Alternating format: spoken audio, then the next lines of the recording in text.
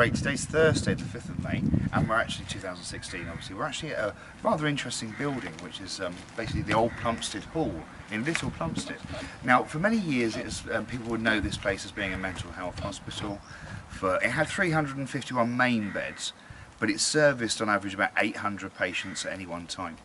But there was 351 beds that were used in the main hall, and there was 2 bungalows to the other side of the premises, which we'll show you very shortly, and they were for the children. So that was the children and adolescents section for mental health. But it goes much more beyond that, because if we look back in time, the actual building itself was owned by the Ashley family, and the Ashleys were quite important. There's some very strong connections that I'll talk about in a very short while. Now basically the Ashley family, the last remaining Ashley was Major Ashley.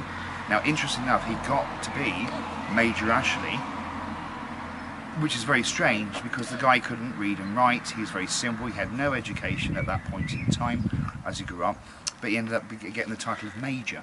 Not quite sure how that came about, and perhaps it was the fact of his royal connections that he had, which certainly tied him into Akenham Church and certainly further tied him into Borley Rectory and Borley Church.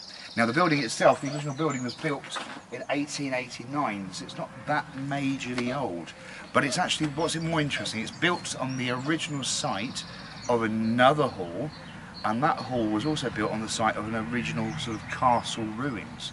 So this particular land piece has been in play for at least 400 to 500 years in the local area. And now sadly it's come to, well, wreck and ruin really, it's come to being derelict. There's been reports here of noises through the halls and the stairwells, people crying in the kitchen areas, and what's interesting is in the lower chambers down into where the hydrotherapy area is, there's reports of poltergeist activity. So there's certainly something going on here, but whether we'll be able to show you inside today or not is a bit unclear right now.